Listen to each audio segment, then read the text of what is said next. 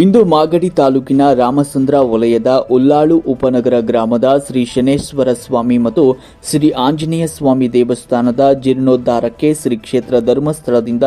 ಪೂಜ್ಯ doctor D Veerendra Hegde ಅವರು 1,50,000 ರೂಪಾಯಿ ಮೊತ್ತ ಮಂಜೂರಾಗಿದ್ದು, ಮಂಜೂರಾದ ಡಿಡಿಯನ್ನು ರಾಮನಗರ ಜಿಲ್ಲಾ ನಿರ್ದೇಶಕರಾದ ಜಯಕರ್ ಶೆಟ್ಟಿ ಅವರು ಸಮಿತಿಯವರಿಗೆ ಹಸ್ತಾಂತರಿಸಿದರು. ಈ ಸಂದರ್ಭದಲ್ಲಿ ಮಾಗಡಿ ತಾಲೂಕಿನ ಯೋಜನಾ ಅಧಿಕಾರಿಗಳಾದ ಮಾನ್ಯ ಅಣ್ಣಪ್ಪನವರು ಹಾಗೂ ದೇವಸ್ಥಾನದ ಅಧ್ಯಕ್ಷರು, ಪ್ರಧಾನ ಅರ್ಚಕರು ಮತ್ತು ವಲಯದ ಮೇಲ್ವಿಚಾರಕರು, ಸೇವಾ ಪ್ರತಿನಿಧಿಗಳು ಮತ್ತು ಗ್ರಾಮಸ್ಥರು ಉಪಸ್ಥಿತರಿದ್ದರು. ಇಲ್ಲಿ ಮೂರನೇ ದೇವಸ್ಥಾನಕ್ಕೆ ಸಾಮಾನ್ಯವಾಗಿ ಎಲ್ಲ ದೇವಸ್ಥಾನಗಳು ಕ್ಷೇತ್ರ ದೇವಸ್ಥಾನಕ್ಕೆ ಹೋದಾಗ